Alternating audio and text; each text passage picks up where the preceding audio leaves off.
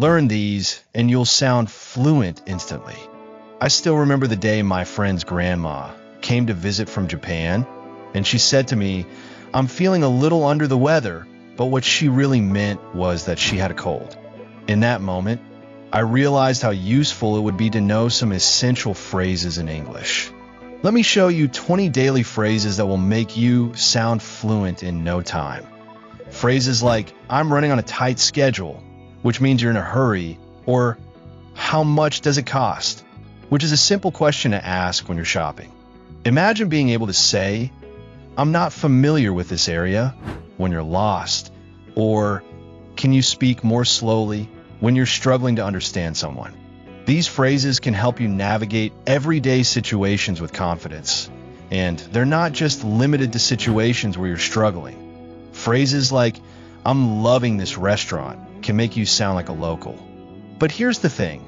Mastering these phrases takes time and practice, and that's why I want to share with you some tips to help you learn them faster.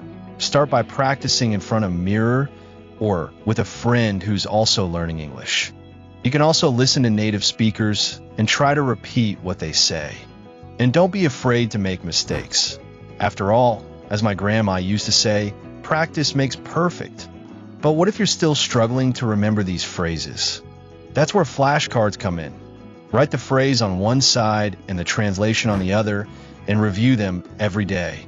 And if you're feeling really stuck, try to think of a situation where you would use each phrase. For example, if you're planning a trip to the United States, you might want to learn phrases like, "Where's the nearest restroom?"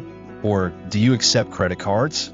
And don't forget to use these phrases in context. For example, if you're ordering food at a restaurant, you might say, "I'll have the burger, please," or "Can I get a refill on my drink?"